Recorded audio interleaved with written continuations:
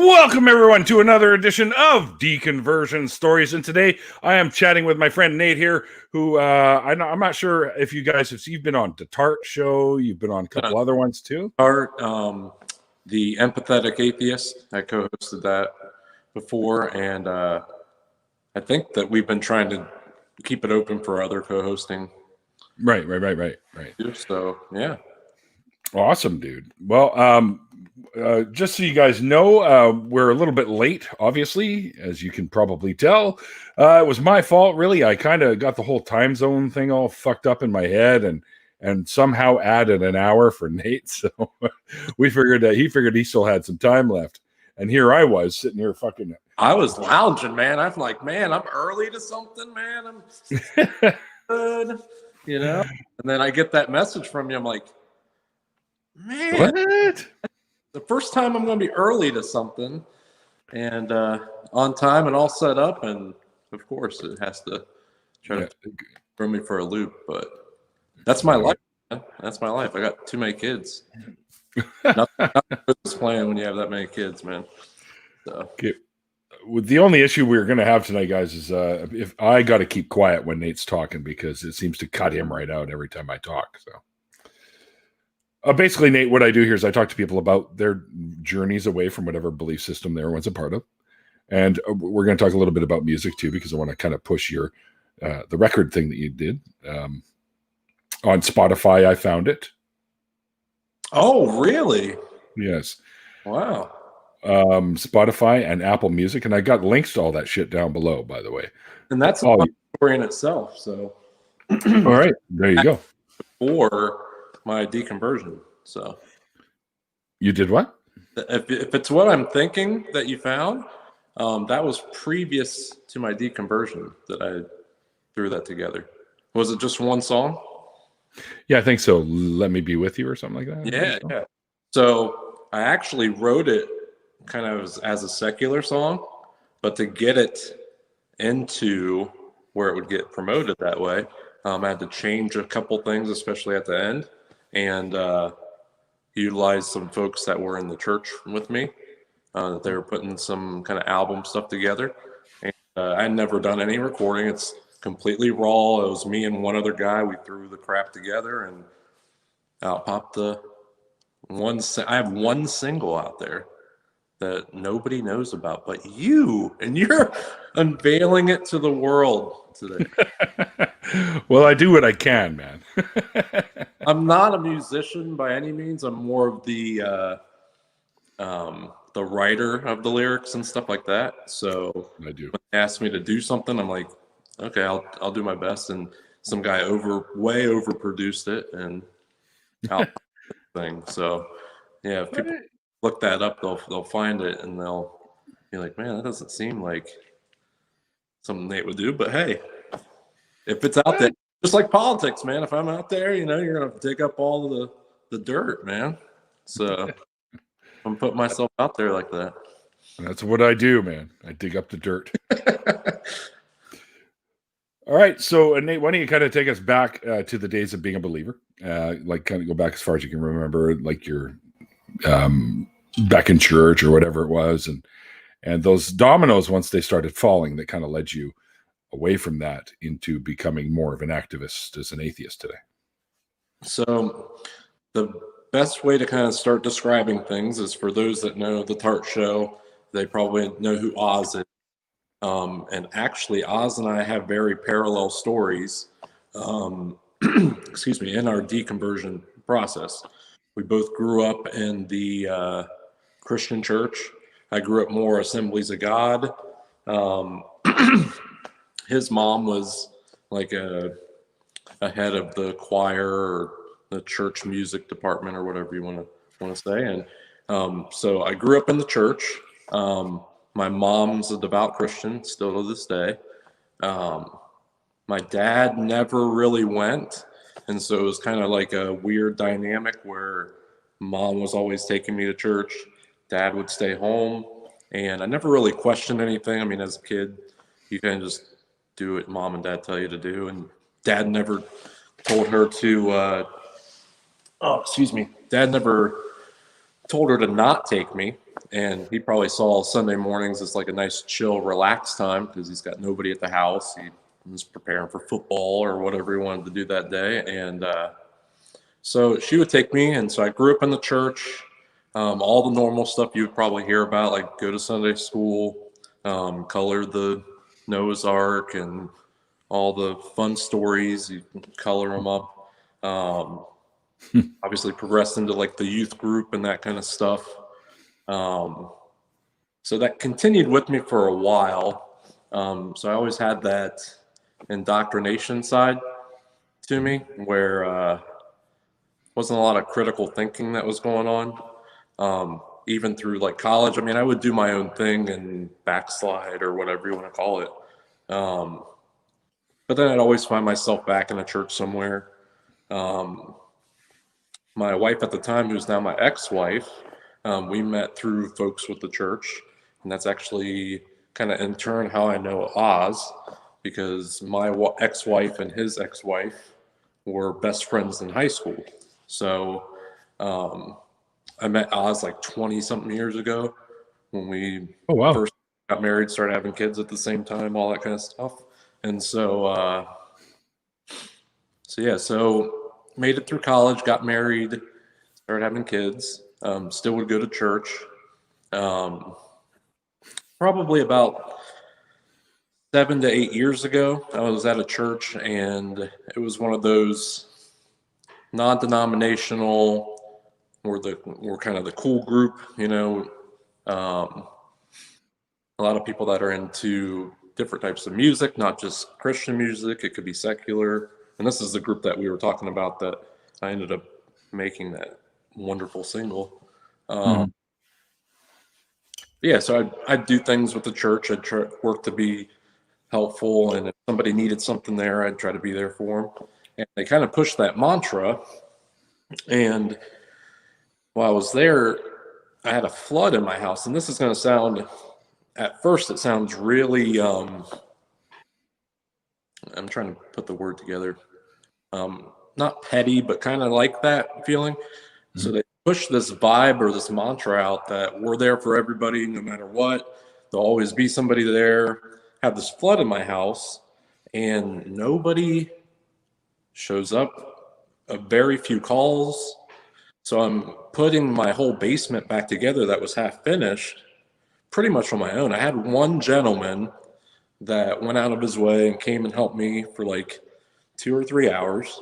But other than that, it was all me. And so that side of it, plus it started eating my weekends up because I'd work full time and then I'd work on the basement when I had available time.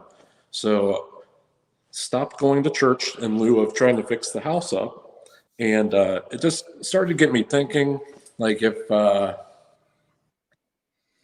that's their mantra and that's the way that they're saying is the way to be Christ-like, and they're not doing those things, is there a disconnect there? Or is there a disconnect with me? Is it something I did? Am I not seeking God enough? Like, what's the disconnect?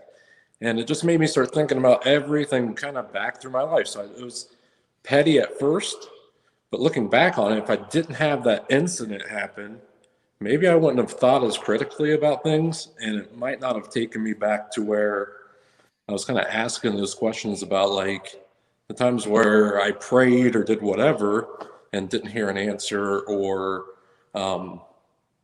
other people seem to be doing really good with this whole God thing, and I'm just not getting it. Like, was there some disconnect with me? Am I not good enough? Am I not holy enough, or whatever the case is? And so that crux kind of sent me to where I just didn't really think about any of it.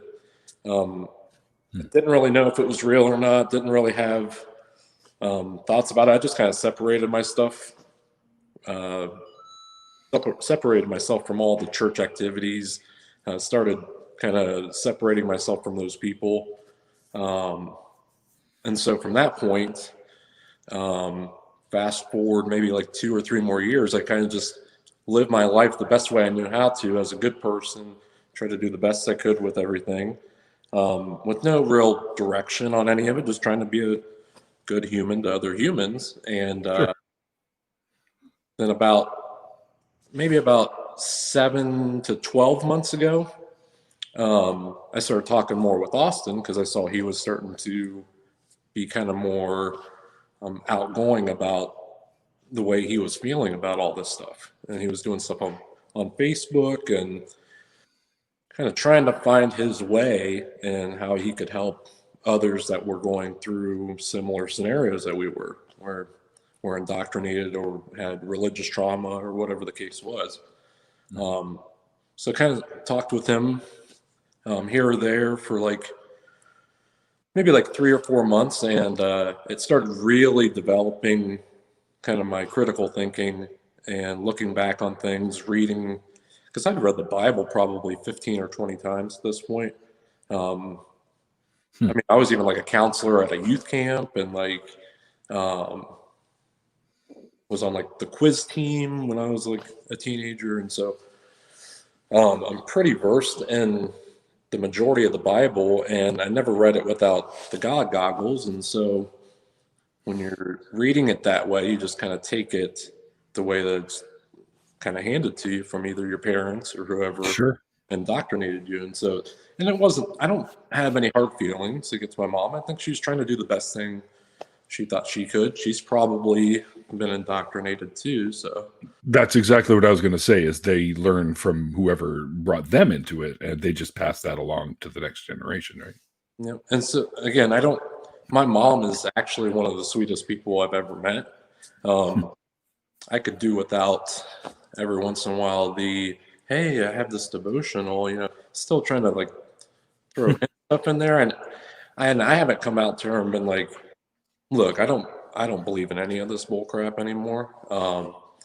She's a little older, and it's something I wrestle with. And so I wouldn't want to be the one that sent her to her maker, per se, by saying, your son's never going to believe in this without substantial evidence. So you can keep saying you're going to pray for us, or you're going to do this, or give me this devotional, or write a verse in my birthday card, or whatever you want to do. But I won't be going back to church in the same way that I would ever have gone before.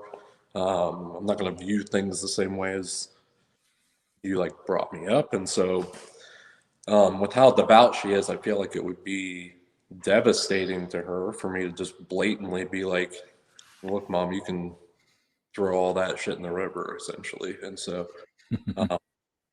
because I love my mom still. She's still super sweet, always been there for me. If there was a model person to say, here's what being Christ-like would be, my mom would be the example. And if she couldn't convince me by her example, then that's just another disconnect for me. Right. If there's no realization with the way that she's always been, at this point, I just know she's just that good of a person. The religious side of it's just auxiliary to who she is as a person. So, Right. Well, my guess is that she wouldn't be completely Christ-like, because I'm pretty sure she's not going to run around cursing fig trees that won't fruit out of season, right? So that would be one of those in context, right? She won't be flipping tables over in a marketplace or something like that. But when you get the Christian carbon copy, we want to be just like Christ. We want to love unconditionally, give all that kind of stuff.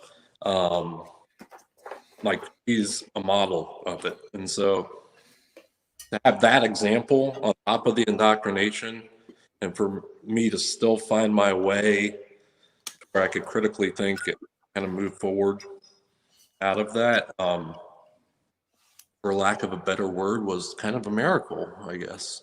So I guess we'll just kind of leave it there. But with my dad not going, there was always something kind of there. It's I never talked to him about it.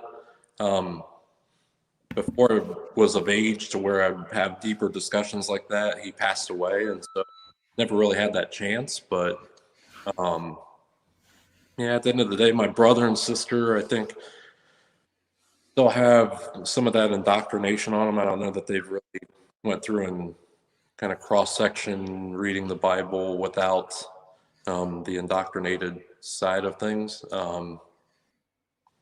And so, yeah, I even went on like, I'm trying to think. So when I was like 18, 19 years old, my brother actually worked for a missionary company, and I Oh, stopped wow. by to get some free trips, to be honest. My mom was like, when's any other chance you're gonna get to go to places like Paris and London and Mexico? Fuck yeah. So I was like, okay, I'll go. I'm 18, 19 years old. You want me to go and talk to people about Jesus on the street for a minute, and then we have all these classes, but then I get to go and like sightsee and see things I'm probably 80% of people don't get to go and do. And so with him being involved with that company, I got on the dirt cheap, and because it was for God, Mom helped pay for it, obviously. So. Mm. So I'm appreciative of some of my experiences through the way. I'm not Of angry. course. Even that petty scenario where no one showed up, I was never angry with anybody. So you always hear like, well, you're atheist now because you're angry at Christians or you're angry at the church. Like, I can't say I had a bad life growing up being in the church. It just, I wasn't abused or anything per se, but was just indoctrinated, and that's just how it is. And so I know everyone has their own story to that. So some people might come across that they're angry, but not all atheists are just angry at Christian type people. No. So if you're Christian, great. Like, but go read it a little bit differently than what you were taught to read it. Read it a little more critically and see if you still believe the things that you read. Look for evidence, stuff like that, and see where that takes you. I'm not gonna Mhm. hate you because you believe something I don't. You can believe unicorns, and I'm not gonna be mad. So Unicorns are cool. yeah, if they're real somewhere, I wouldn't mind having one. I mean, that would be a hell of a possession there, having a unicorn in your backyard. I think I'd probably rather have a Pegasus because they Yeah, can fucking fly, right? So you'd have to learn though, because one false move on that thing, if you don't have like a saddle or whatever, and you're toast, man. yep, road pizza. But Definitely. But yeah, so not the angry atheist, or I know that they've joked that Oz was the angry atheist for a while, which for him there's some different aspects to that. Um, Sure. but no, man, people are people. I mean, I'm gonna respect you until you start pushing things on me that I never asked for. Um, my mom's a little different because she's gonna always put those hints out there. But uh, if you tell me Yeah. I'm L, come on, man, I'm not gonna have you telling me that all the time. So. Your mom doesn't say that to you, does she? No. Okay, good. Good, because then you might actually have a reason to be a little bit angry. No. But yeah. Um, so from the point that I started kind of working with Austin, I started getting more into. So I watched his show a few episodes and talked with him some more, and he told me, go watch these things if you're really interested in critical thinking. Go read these books or articles. Um, so I have a little bit of OCD or ADHD, whatever you want to call it. I'll get real heavy on something for a period of time. And Me too. so, I mean, when he brought that stuff to me and I was in a position where I was ready to kind of look into everything, I like delved way into it. I mean, I'm listening to like Atheist Experience while I'm doing yard work and stuff like that. Like, Are you like me when you listen to it? Like you hear Matt going nuts, and you're like, "Yeah, fuck yeah!" You're yelling, or you're pushing the lawnmower. It's like you fucking tell him and shit. Like, yeah, it's a little weird to do that in your front yard where you're trying to mulch, just throwing mulch in the air, like, yeah, woo, I feel about that, yeah, Um, But no, it really gave me a different perspective once I started coming out of that and having a different viewpoint. To hear the different points of contention when it comes to, well, if this is a belief, where's this evidence for this? And kind of lead down those roads that way. But yeah, I mean, and my fiance will tell you, like, I was listening to stuff going and dropping kids off at football practice or out in the yard, or it was probably like 3, 4, 5 months where if I had downtime, I was listening to something, just really just trying to learn, trying to piece together my viewpoint. And so it kind of put me in, like, I guess you would terminology wise would put me in the agnostic atheist, because I don't know, but Yeah. I don't believe that there's a God that's real. And so that we probably came from some kind of natural source, whatever that would be. Yeah. That's where the evidence leads. And so if that's not the case, I would love to see the evidence that shows otherwise, but I just haven't found it. You'd actually need a lot of evidence to overturn what we know now. Yeah, and it's a supernatural claim, so the evidence has to meet the level of supernatural claim that you're putting out there. So I can't tell you that I own a jet and I make $5 an hour as a waiter and maybe get some tips and tell you I just went and bought a jet. I mean, that's kind of high. Extraordinary claim. Is it a beat up jet? Is it like a stealth bomber? Like, what kind of jet are you talking about? Is it made out of Lego? Yeah. $5 Lego jet. Yeah. Dollar the other day. But yeah, your evidence and the claim have to match up for there not to be a disconnect with it. So Yep. Absolutely. And then I got introduced to more of the Tart guys when I started getting into more stuff, and Austin had me on to kind of go through some different stuff, and he got me into TikTok, and all of a sudden here I am. I'm on different shows and I'm talking with people, and would have bursts of like followers come watch my stuff on TikTok, and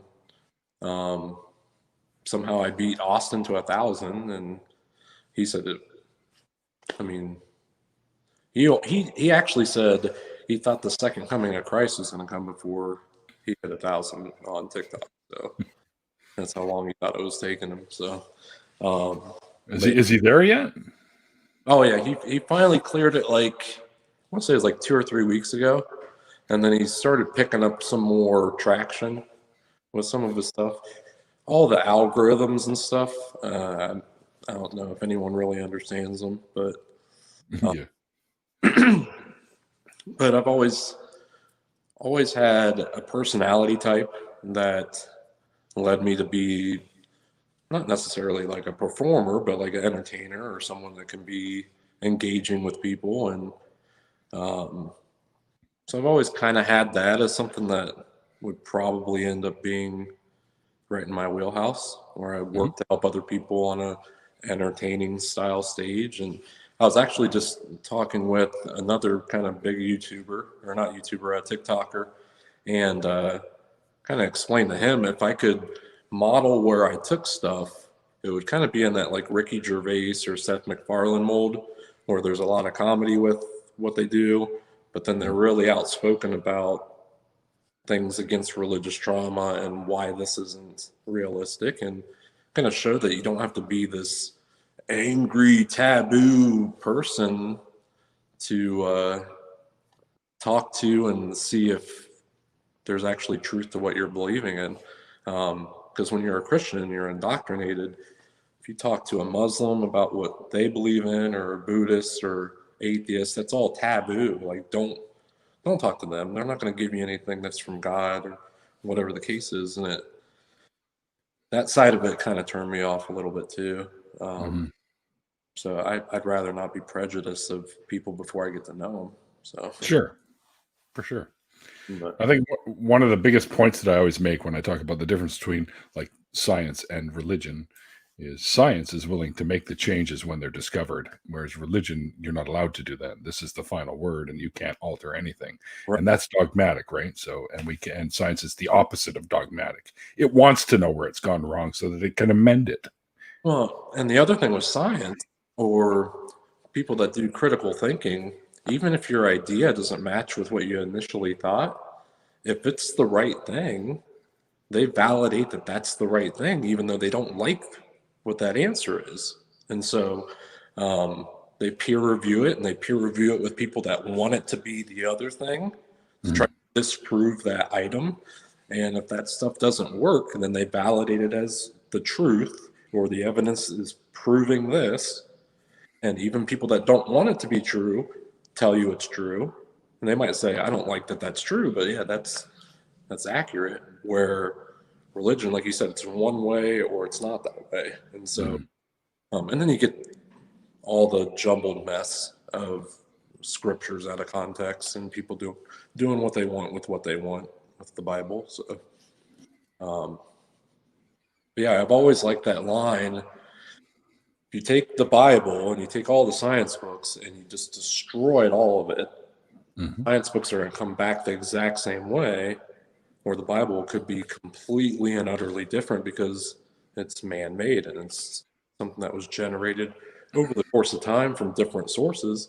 If those sources aren't there anymore, then you don't have anything to rebuild that off. It's going to be completely different. So, yeah.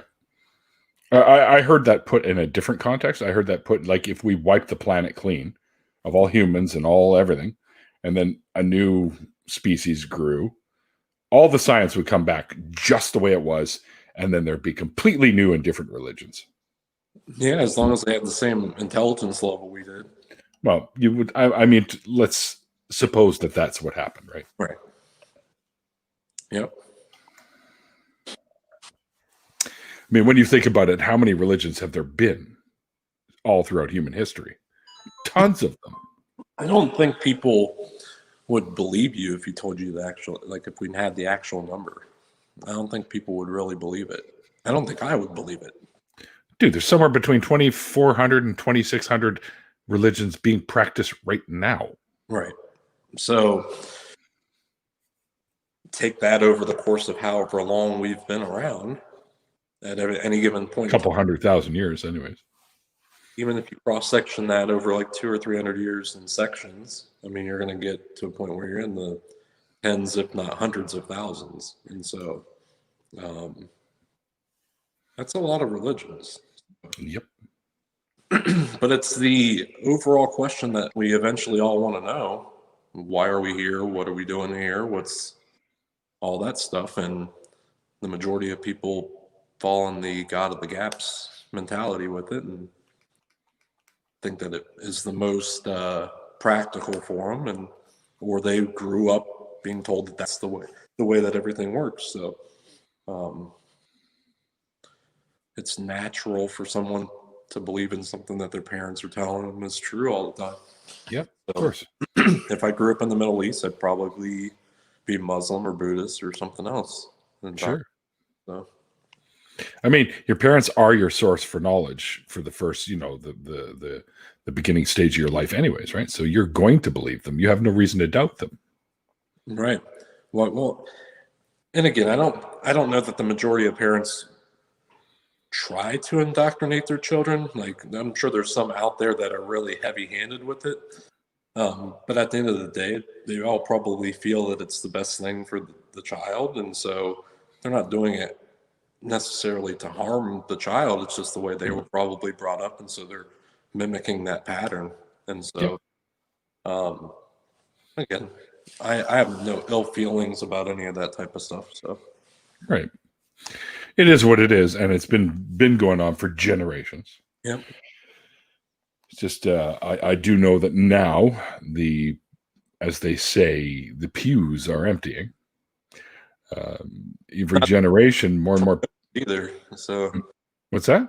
Not just because of COVID either. I mean, there's more kind of coming around to the critical thinking side of things. And I think that was taught earlier on. And it's the thing that people don't understand is critical thinking isn't just good with this type of stuff. It's good in general to think critically of everything. It's going to make you better in business. It's going to better with your relationships with folks. Thinking critically and taking things for as much truth as possible, the only thing that can do is better you as a person overall. So if you get in a pattern of that where kids or youths are learning critical thinking, even if it's not because of a religion, it'll help them in the long run with being more successful overall. And so I just think some people are scared to have kids learn to critical think because they can't just be sheep anymore. So, well, I literally saw a church sign out front of a church, obviously, that said reason is the pathway to the devil.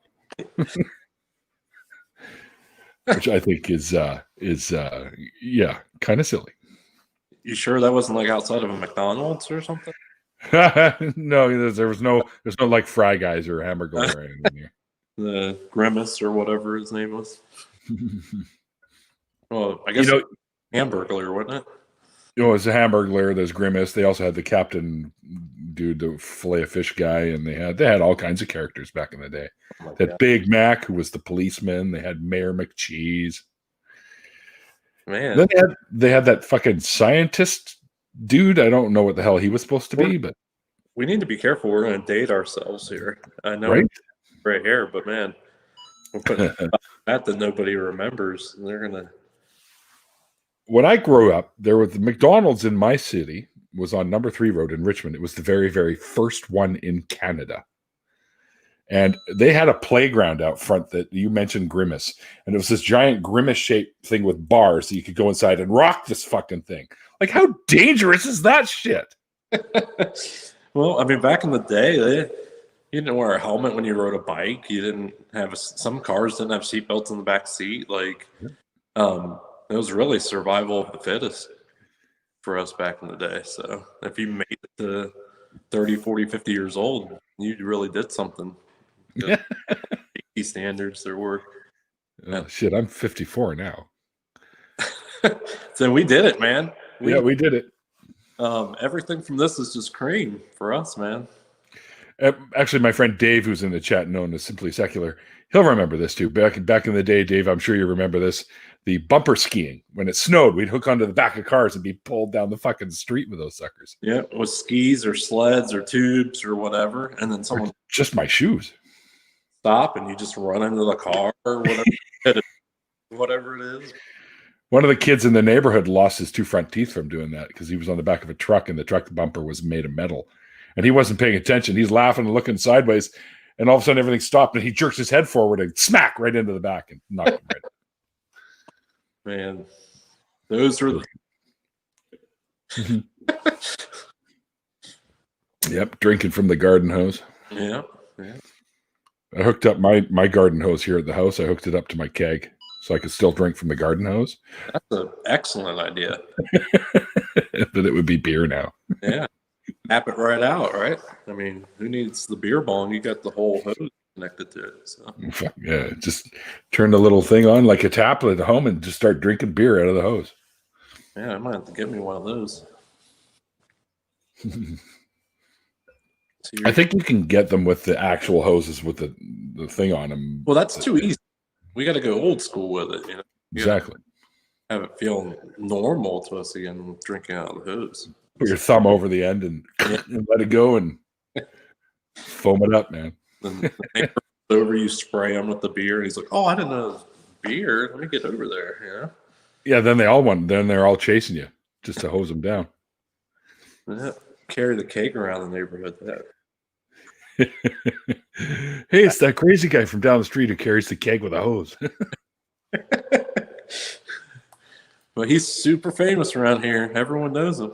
So. Everyone likes him. Yeah. Everyone on the street's drunk right now, but hey. But yeah. So was it Oz that approached you, I guess, to get involved with the Tart guys and start doing the co-hosting, stuff like that? So it was pretty organic, actually. Me and him, like I said, we've been friends for like 20 years, and folks that want to hear more about that kind of dynamic, obviously the show that I did with them, him and Pasta Mike and all those kind of dug around in some of that stuff. But been friends. There's been times where we're more acquaintances, but at the end of the day, we know a lot of the same people, so we cross paths on a regular basis. And I don't think he's into sports as much right now, but we would have sports banter. We would um, talk about music or whatever it was, kids, because our kids were approximately the same age when they were growing up. So we had a lot of similarities that led us to having connections. And he started really getting going with Tart, and he offered me links to watch the show and all that kind of stuff. And I started getting into it. Kind of told him where I was kind of at with my journey. And he said, it's always good to have folks on that come from different backgrounds so everyone can hear how that happened, and that not one scenario is unique, that there's other people out there that have similar situations to you. And obviously, the more the merrier, because there's a lot of people that get scared to say they're an atheist or divert from what their family's beliefs are. They feel like they'll get disowned or whatever the case is. And so, anytime you have support systems built up, that's helpful. And so, we were talking through stuff. He was kind of working to be a partial support with that. Like I said, he got me in contact with some of the other guys on the show, and we would talk about stuff. And it just kind of led to, hey, you should just be on one day and walk through things. And like, all right, just set it up and I'll come on and we'll kind of shoot the shit. And did that. And it was kind of right around the same time that I'd started my TikTok stuff. And so it kind of meshed together. And then he's friends with Justin from Empathetic Atheist. And he was looking for a co-host. And so he reached out to me and was like, hey, Justin's looking for some help for this day. Would you want to do it? I'm like, sure. Yeah, I'm up for whatever. Didn't know the topic, didn't know anything going on. And about 10 minutes before, like he had asked me to, and and then found out it was a Jehovah's Witness ex-convert, and we were kind of talking through stuff, and I'm like, I'm a little lost on all the Jehovah's Witness stuff, but I'll ask good questions. And so that show, I think, went really well. And so it's just kind of led me to where, and then I've been on the Tart show for other things here or there. And I have some stuff I do on TikTok that people enjoyed. And so they've tried to pull me over to do stuff with that as well. And it's kind of been kind of an organic mesh of everything you can kind of think of. But yeah, like I said, Justin and Wes have told me that anytime that they have openings, they'll reach out to me or whatever and work to have me as a co-host. Right on. So that was pretty cool. But yeah, Austin's always been supportive. Austin, whatever you want to call him. I got other names for him. Just don't call him those. Actually, I don't think he even cares. He's pretty tough skinned. So, but yeah, everybody in that group has been ultra supportive. And I think that's the other side of this whole coin that people don't understand is that the community of atheists, we're not as judgmental. We're not prejudiced to where you came from. We, at the end of the day, want whatever the truth is and wherever the evidence leads us to be the truth. Like that's what we're looking for.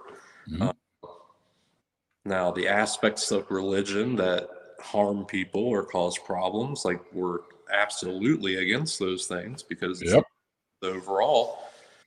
But at the end of the day, if Joe down the street wants to think that Muhammad is God, that's great for Joe. If Sally wants to believe in Jesus as her Lord and Savior, I'm not going to have anything against her belief in that regard outside of if it's going to hurt somebody. And so Once it gets to that point, I think when we get aggressive, that's where the contention comes in, and people think that that's all they get with an atheist is someone that's contentious. And so Yes, we're only contentious when we need to be.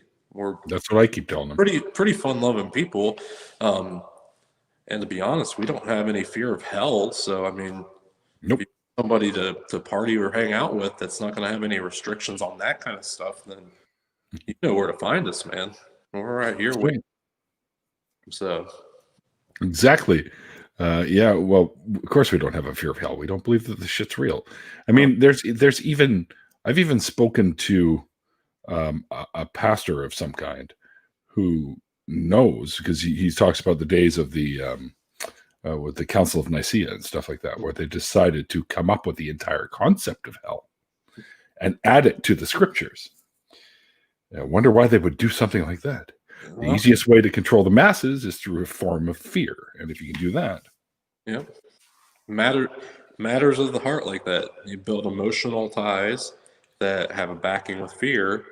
It's an easy thing to do. A cocktail of success when it comes to wanting to grow sheep and have them do what you want them to do. And so, but then at the end of the day, they can't end hell. They can't end Satan, because then the story's over, right? Then oh, dude, it's over before it starts. So, in my opinion, the one thing I've always said: if this deity, as is described, is all-knowing, as they say he is, then he already knew everything that's ever going to happen. Which, if you think hard enough about that, then this entire thing is a setup. Because he already knew that Adam and Eve were going to fall in the garden, but he went ahead with that plan anyways, setting us up to be quote-unquote sinners. Well, and if you even individualize that, you knew I was going to be born in this place. Mm-hmm. So that means everyone that was born and indoctrinated into being a Muslim or a Buddhist or someone, a Jew like me, you were never going to hear about God. Like, you were already set up to go to hell before you even had a chance. That's right. I was born into a belief that they don't believe in Jesus. Well, isn't that kind of sadistic? I wouldn't set my son up that way. That's right. If I was a loving, caring father, I wouldn't set my son up with a way to not win. And so, that's right. Or to be with me for the rest of eternity. Well, it's the all-knowing thing that is a total deal breaker for the entire idea, if you ask me.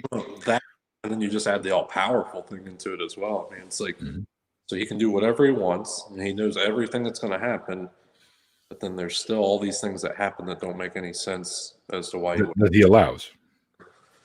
Create things in a different way, or and I've been on like the Discord and had discussions with folks on Discord, and there's a whole ball of wax when you get into that stuff, where it's even just one little change in this whole dynamic that he built with Earth and humans and all that. If you change this one thing, the whole place would be infinitely better, and he didn't add that into the mix for some reason. Yeah. And that one thing was to not be able to harm someone without their consent. So you just physically cannot harm somebody without consent. If you take that, put it into the algorithm, that would solve so many different problems in so many different ways. The world would be infinitely better if you just added that one small tweak. It might not be perfect, but shouldn't this being be able to make the perfect scenario for his chosen to be involved? Right. I don't really understand that one either. So yeah, it doesn't make any sense, man. It just doesn't make any sense. I mean, if he's all knowing again, then how come he didn't preemptive strike all the priests from raping the children? Oh, free will, man. You got to bullshit. There's that one caveat, right? I'll give you free will, but physically, you not do something without their consent. None of that happens. Bullshit. The free will argument does not fucking wash with me. With an all-knowing entity, that's a load of horseshit. Because even with the free will that he gave us, he still knew that all those priests were going to rape kids. Already knew it. So you put the one caveat in there that physically we cannot harm someone without their consent. Like, it's just it's a tweak in the DNA, right? To where that's a physical impossibility, and if we wanted to. So just one of those extra little tweaks. You do that, then there's no children getting harmed by adults, stuff like that. None of that stuff happens. But he didn't do that. But he didn't have the knowledge to do that. So either he's all knowing, sadistic, or he's not all knowing, and so right. You can't have that whole cake together. It just doesn't work. You also can't be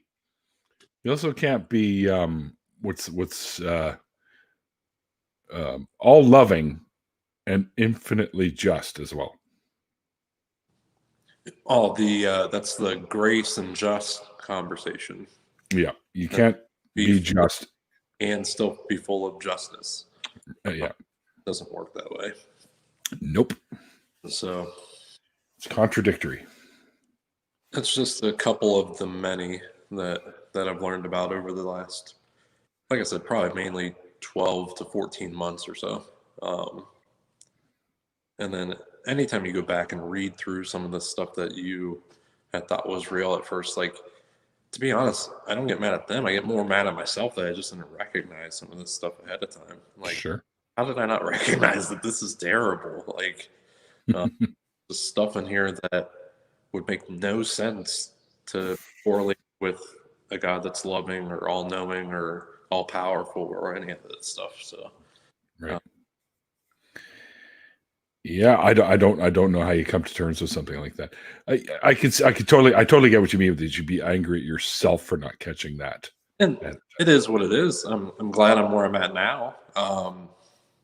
I'm glad that I've learned how to critical think with certain things. I think before some of my kids are adults, it's going to help if they have conversations that they want to have with me. That I can just be straight honest with them and say, well, this is how I feel. If you want to feel this way or believe this thing, I'm not going to not love you. Right. Which is infinitely greater than God at this point. Because if they don't believe in Jesus and they believe in Muhammad, I still love them. Like, I would still work to be with them for eternity. So, as Matt Dillahunty would graciously put out there to his call-ins, so that makes you infinitely better than your God, essentially. So, yep.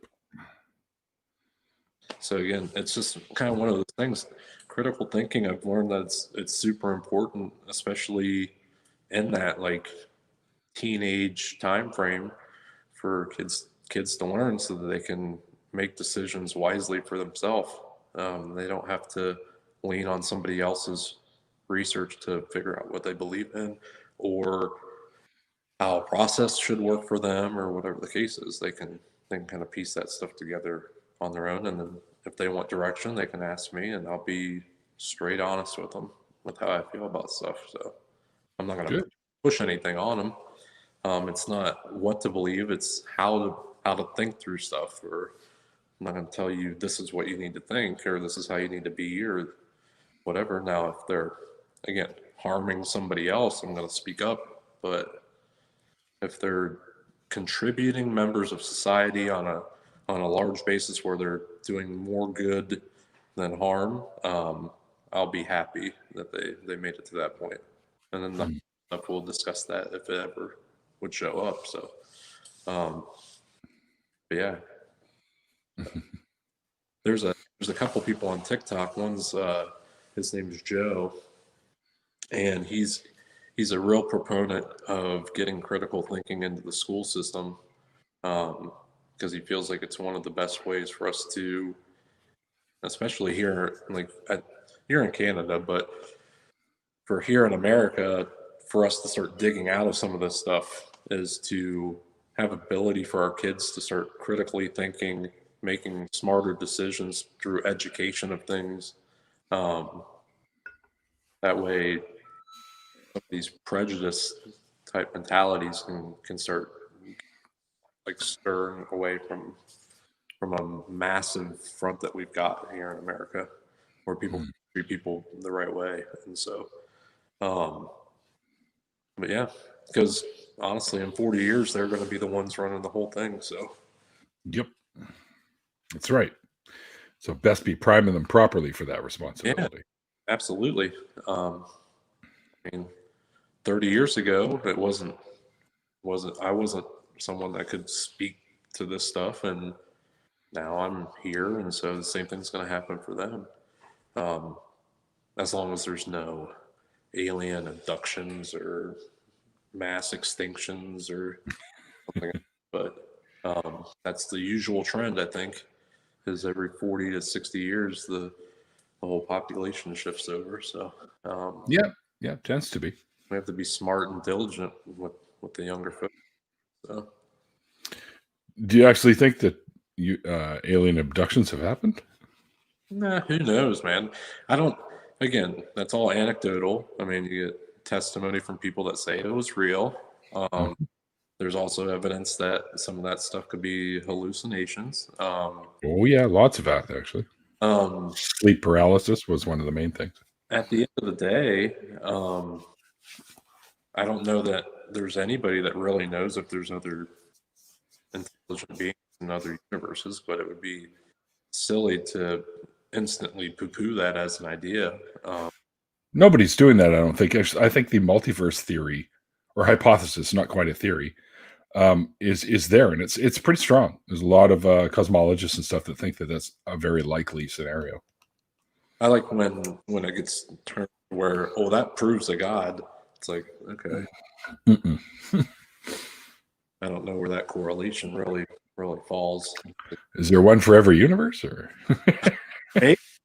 maybe? I mean, what was it? Back in ancient Greece, they had a lot of gods that handled different things. So, yeah, that's true.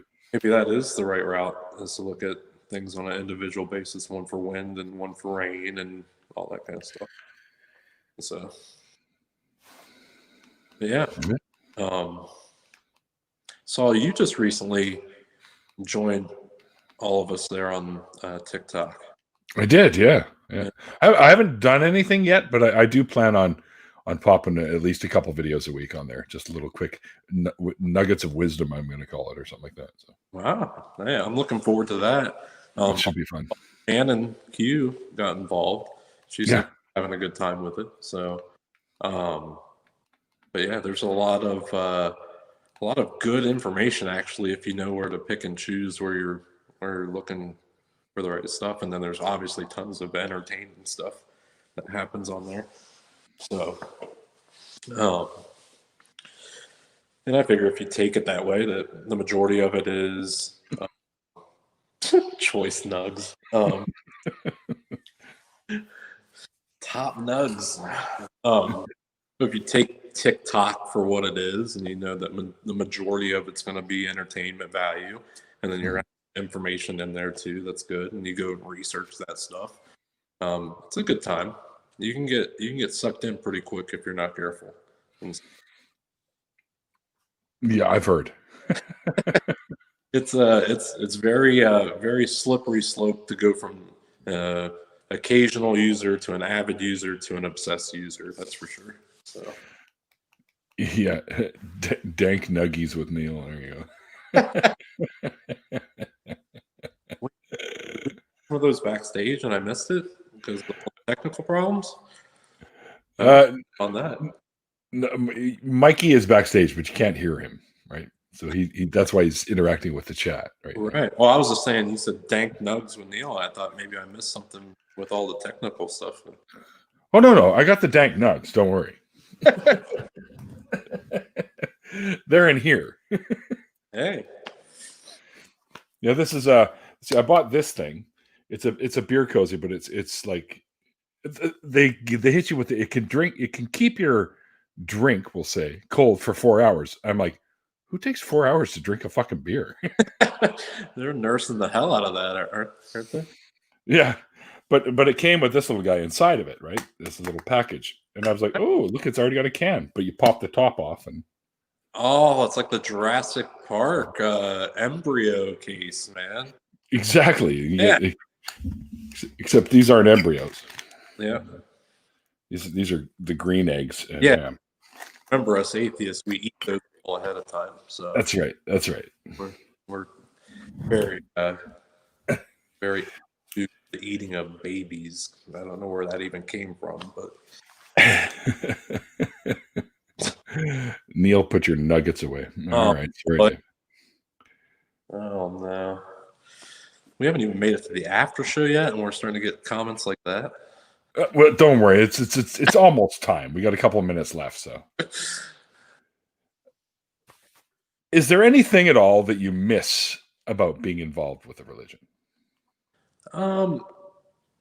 So maybe for a period of time, that camaraderie side, like I was telling you, like there were some good people in the church, and Sure, they're probably still good people. They're still good people. I just don't have as much contact with them, and so, again, this goes back into that. I'm not angry with any of them. Like if they wanted to still be my friend, just not push that aspect of their life on me. Let's go be friends, have beer, watch sports, or do whatever.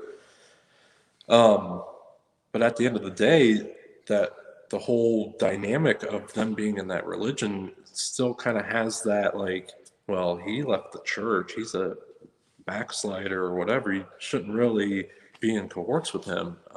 Like a traitor or something. That stuff like gets under my skin, man. Like if a person, and I think I even made a TikTok about this. It's like somebody said, what was the main thing that you enjoy now being like out of religion that you were tabooed to be when you were in religion? And for me, it's that I don't have to be prejudiced to people anymore. I can just enjoy people for who they are. But then, like I was saying, when you get the backside of that coin, the people that you were friends with before, and others can speak to this probably at a larger scale, where it's more like you got cast out because you started thinking that way.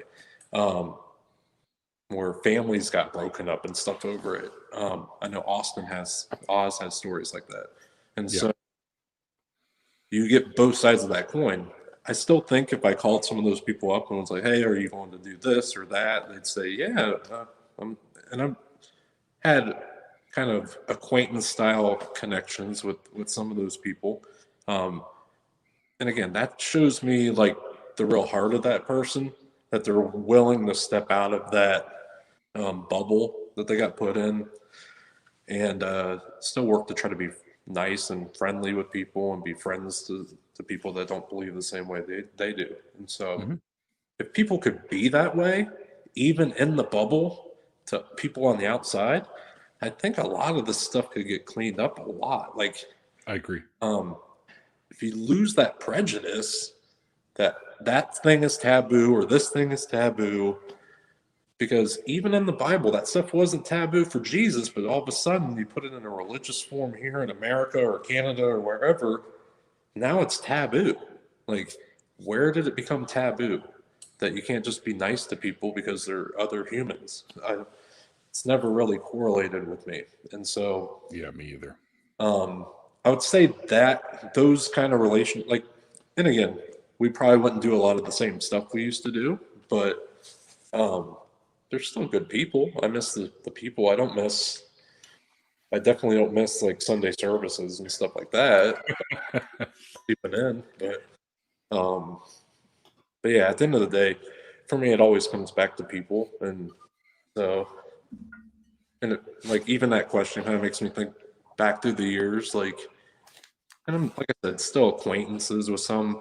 My Facebook is kind of meshed with like it, you probably wouldn't be able to tell what I believe in at this point.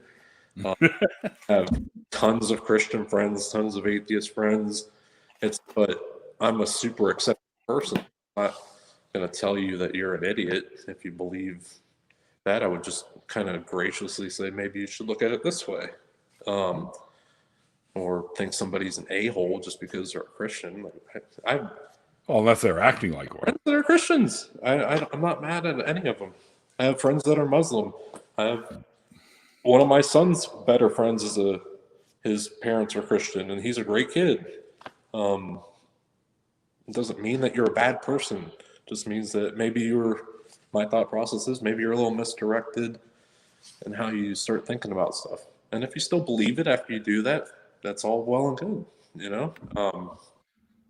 I'm not going to bow down and worship this thing that you believe in, but doesn't mean you're a bad person or that I shouldn't hang out with you or whatever the case is. Okay, but there's a lot of things about the book. There's some nasty shit in that book, especially the Old Testament. And you got to remember, like, if you believe that these are the words of God and these are the things that you have to believe in, you got to remember that your beliefs do inform your actions. Yeah, and your actions have consequences. In that's where it starts delving into the harm of other people. If you're pushing certain things because of this belief system that you've got, and as a whole, like America's a mess right now. Well, everyone knows America's a mess. Oh yeah. It stems from a lot of this back and forth kind of issue that you've got. And but again, if the mindset was, I want what's best for the people and not I want what's best just because this book told me it's the best, I feel like a lot of that stuff could get meshed out. Yep. But that's unfortunately not how the Christian, at least around here, because Christian's the majority, that's not the way that it gets put out there. And so I come to bring the sword, I come to divide brother against sister. And like, come on, man. Be good to other people. Treat people like you would want to be treated. Don't make decisions for somebody else that you don't know their circumstance. Support other people. And things would change dramatically if people had that mindset compared to this belief or this belief, like, let's just do this all day. You're never going to get anywhere with that stuff. And so let's do the best for the majority that we can do. And being exactly. So exactly, I agree. Well, sir, we have gone the hour, so you can stick around for a little longer, right? Oh, I'm good, man. Okay, I'm good. Then let's do it. Let's get a few more folks in, and we'll have a little bit of an after party here. I'm going to take a quick break, and Mike will send you a brand new link that you can jump in for the after party. But Nate, man, great having you on the show. Thanks for having me. Great dude. Love your stuff. I was shocked when Oz was like, "Hey, Neil's looking for some guests. You want to hop on?" I'm like, "Heck yes, I want to get on that show, man." Oh, that's cool. And then I don't know if you saw, I tagged you in it. Yeah, I did. I saw that on TikTok from before, where you took your hair out for the after party on the Tart show. And that was like my second or third post on TikTok, and so that'll tell you how long I've been really in with the Tart guys. So I saw that they showed that to me. That was a good time. So yeah. After party, where it's at, man. Oh hell yeah! I've been told by multiple people that they're legendary. So not a tag or anything. No. Well, hey man, thank you so much, dude, for joining me, man. It's a pleasure chatting with you. Same. Absolutely. And we are going to get into an after party, guys. So if you would like to jump in with Nate and myself, and of course, my producer here, Mr. Mikey, will also be joining us. Oh, yeah, at least you're not doing this time. Not after the last time. Caught me with my pants down. Oh. We won't talk about that one. Back to the nugget jokes, right? Dankus nugs. More like stankus nugs. The board's not up yet. Come on, man. Sorry. That's right. We got a Burn Fest board for the after parties. You've probably seen them. It's fairly recent edition, but Yeah, you can take your best jabs at folks and you get points for it. It's just a lot of fun. Like a road. Yeah, kind of like that. Yeah, Yeah. But everybody's the guest of honor. that's right. So it's like a Royal Rumble, but It's a free for all. Yeah. Royal Roast Rumble. There you go. Mhm. The Royal Roast. See, and now right now Irish Sweet is singing my song. Doobie doobie doo. Never mind. All right. So if you're interested in joining Nate and Mikey and myself for the after party, send me a message via Twitter or Facebook if you're not on Twitter. And if you're not on either one of them, well, my email address is in the original is in the description box below, along with all the links that I've thrown down there for Nate, so you can find them on all the platforms, and you can even go and listen to that tune that he did. I've got the Apple listening one, and I've got the Spotify one. That was like 12 years ago, almost 15 years ago, man. Oh, I almost forgot about that. Yeah, that's my job. Bring it all back, man. The dirt, man.